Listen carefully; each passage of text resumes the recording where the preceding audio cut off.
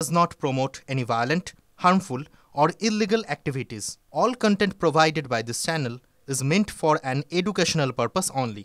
দেখুন, যে রাজ্যের বিধানসভায় সর্বসম্মতিক্রমে ধর্ষণ বিরোধী একটা বিল পাস হচ্ছে, সে রাজ্যের পুলিশের বিরুদ্ধে মারাত্মক অভিযোগ তুলছেন গ্রামবাসীরা। তারা বলছেন এক্ষেত্রে নাকি পুলিশ প্রাথমিকভাবে কোন রকম অভিযোগ নাকি নিতে চায়নি। এই প্রথম নয়, বারবার প্রশ্নে পুলিশের ভূমিকা।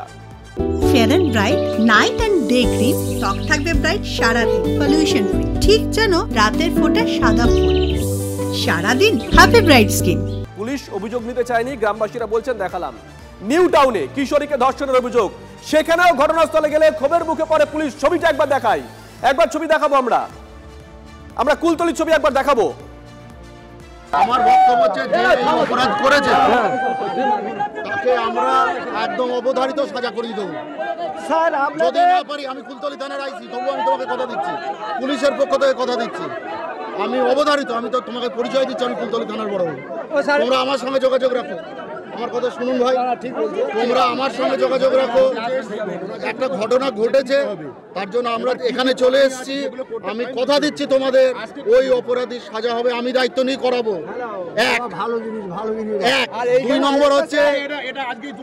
নম্বর হচ্ছে এই ক্যাম্পেজ অফিসার যে এটা কালকে করেছে, আমি আমার সাহেবদের সাথে কথা বলে, এটা আমার ক্ষমতায় নেই, সাহেবদের সঙ্গে কথা বলে তার যথাযথ পানিশমেন্টের ব্যবস্থা করে দেবো। এই আর তোমাদের কি ডিমান্ড আছে? স্যার লাশ আমাদের এখানে আনতে হবে স্যার।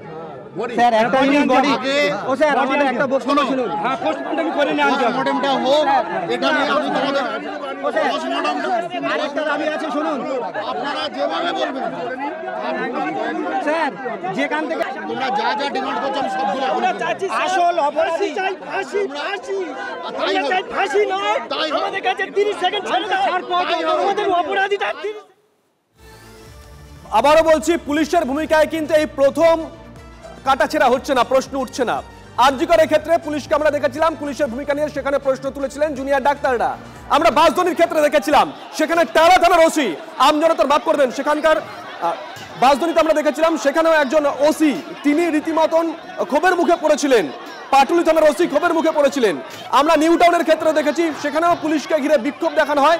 আজকেও আমরা দেখলাম সেখানেও কিন্তু পুলিশকে ঘিরে বিক্ষোভ দেখানো হয়। আমরা চারটে ছবি দেখাচ্ছি, আরজিকরের ছবি আমরা দেখাচ্ছি। গতকাল আমরা দেখেছিলাম জুনিয়র ডাক্তাররা বলেছেন তাদের এক সহকর্মীকে নিগ্রহ করা হচ্ছে। এখনো পর্যন্ত তদন্তের আপডেট কি পুলিশের তরফ থেকে অফিসিয়াল জানানো হয়নি এখনো। জয়নগরে সেখানেও পুলিশ আজকে সকালে জনরোষের মুখে পড়ে। বাসদনিতে 3 দিন আগে সেখানেও পুলিশ জনরোষের মুখে পড়ে। নিউ টাউনে সেখানেও রোষের মুখে পড়ে পুলিশ। পুলিশের ভূমিকা নিয়ে কিন্তু প্রশ্ন বারংবার উঠে চলেছে। আমরা বিগত 4-5 দিনের ছবি দেখালাম কিছু। প্রাক্তন পুলিশ কর্তারা তারা গোটা বিষয়টাকে কিভাবে দেখছেন, ব্যাখ্যা করছেন কিভাবে, শুনুন। সংখ্যক পুলিশের এই নক্কারজনক ঘটনার জন্য আজকে সমগ্র পুলিশ বাহিনী, আপনি সেটা সাদা ড্রেসই বলুন আর খাকি দেশই বলুন, তাদেরকে খাকি ড্রেস দেখলে আজকে সাধারণ মানুষরা বিশ্বাস করছে না। খেপা ষাঁড়ের মতো আজকে গুঁতোতে যাচ্ছে, তাদেরকে বিশ্বাস করতে, তাদের হাতে কোনো জল পর্যন্ত খেতে চাচ্ছে না, এমন পুলিশের আজকে কার্যপ্রণালী। অতএব এটা যদি বন্ধ না হয়, তাহলে আইন যদি সাধারণ মানুষ হাতে নিয়ে নেয়, তাহলে কিন্তু আমাদের পশ্চিমবঙ্গে একটা নতুন মেরুকরণ, সেটা হচ্ছে ভাতৃহত্যায় সব কিন্তু মেতে উঠবে। কেন মানুষের এত স্বতঃস্ফূর্তভাবে ক্ষোভ পুলিশের বিরুদ্ধে কেন হচ্ছে, সেটা পুলিশকেই মানে চিন্তা করতে হবে। সর্বত্র পুলিশ এমনকি ভালো কাজ করেছে, অ্যাক্সিডেন্ট হয়েছে স্পটে যাচ্ছে, পুলিশকে বেঁধে মারছে। পুলিশের অ্যাকচুয়ালি মানুষের সঙ্গে যোগাযোগ বিচ্ছিন্ন হয়ে গেছে। এখন তো থানাগুলোর আর অফিসার কোথায়? অফিসাররা ভালো মতো, পুলিশ নেই। পুলিশের এই 9,000 টাকার সিভিক ভলেন্টিয়ারদের কি থানা চলে নাকি? এদের কি দায়বদ্ধতা আছে? এ তো হবেই। এই মুহূর্তে টেলিফোনে আমাদের সঙ্গে সরাসরি রয়েছে অবসরপ্রাপ্ত এনএসজি কর্তা দীপাঞ্জন চক্রবর্তী। দীপাঞ্জন বাবু, শুভজিৎ রয়েছি। দীপাঞ্জন বাবু, 4টে ছবি আমরা দেখালাম, বিগত কয়েকদিন ধরে উঠে এসেছে, যেখানে পুলিশের ভূমিকায় প্রশ্ন উঠতে শুরু করেছে। আমরা জুনিয়র ডাক্তাররা প্রশ্ন তুলেছেন, বাসদনিতে প্রশ্ন উঠেছিল, নিউ টাউনে প্রশ্ন উঠেছে, আজকে কুলতলিতেও প্রশ্ন উঠছে। কেন বারবার আমজনতা পুলিশের ওপর আস্থা হারাচ্ছে, কি মনে হয় আপনার? দেখুন, ব্যাপারটা হচ্ছে যে এই পুলিশিং সিস্টেমটা, এটা তো মানে তৈরি করা হয়েছিল মানুষের সেবা করার জন্য।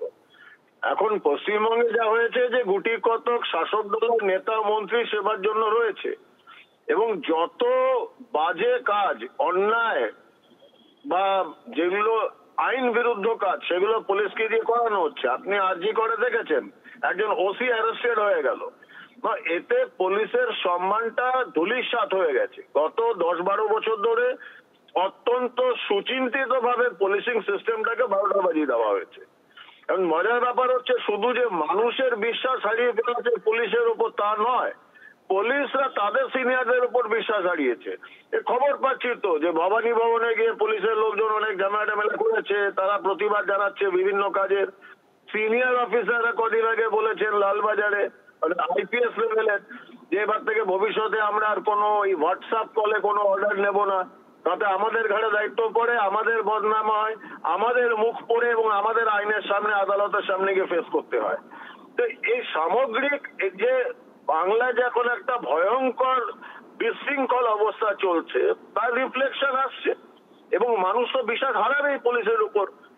যে পুলিশ তৃণমূলের গুন্ডাদের ভয়ে টেবিলের নিচে লুকায়, যে পুলিশ তাদের নিজেদের অফিসারদের বাঁচাতে পারে না, তারা সাধারণ মানুষের কি কাজ করবে? বুঝতে পেরেছি। অসংখ্য ধন্যবাদ দীপাঞ্জন বাবু। দেখুন, শিল্পী সমাজ তিলোত্তমা ঘটনার পর রাস্তায় নেমে এসেছিল, এই ঘটনার পর তারা কিন্তু আবার সরব হয়েছেন। কে কি বলেছেন পরপর শুনুন। এটা অত্যন্ত নিন্দাজনক, দুঃখজনক ঘটনা। মানে এই ঘটনাগুলো যদি পরপর ঘটতে থাকে তাহলে আমরা কোন রাজ্যে বাস করছি?